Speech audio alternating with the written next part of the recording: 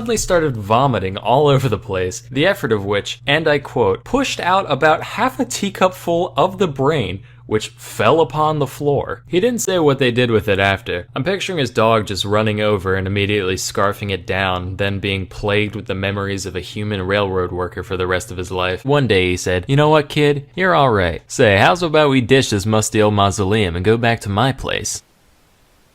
I'll take that as a yes. You know, this half-rotting rice is good and all, but I can still smell things. Yeah, and I'm not having nearly as much diarrhea as I would like to be. What should we do? Raw fish. Raw fish, I was thinking exactly the same thing. God, we are so in sync. And finally, in 2018, Elon Musk sent a big basket of mice to the International Space Station.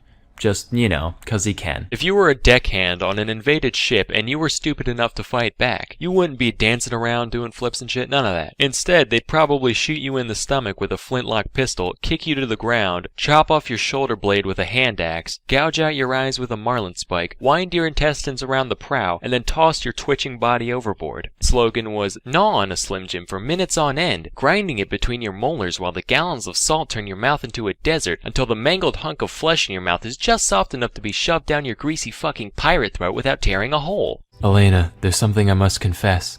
I'm deeply in love with you. I'm so glad you feel the same. Gotta say, after peanut butter and chocolate, my favorite combination of two things is probably gross incompetence and high explosives. Now, everyone knows Santa. Good old Saint Nick. Ol' Father Christmas, ol' Christopher Kringle, ol' Elpheus Prime, slayer of elk and bringer of Xboxes. It's kinda like when you were a kid and you had to keep running to keep the kite in the air. Only instead of a kite, it's your respiratory system. And instead of the kite falling down, you would choke to death on your own deflated organs. Dogs just sitting there like, bloodlust. One day someone was like, well, people like dogs, and people like ferrets, so why don't we make some chimera abomination halfway in between the two, and see what happens. How it feels to chew 5 gum. Help, I can't shit no more! 5 gum. Stimulate your ferrets.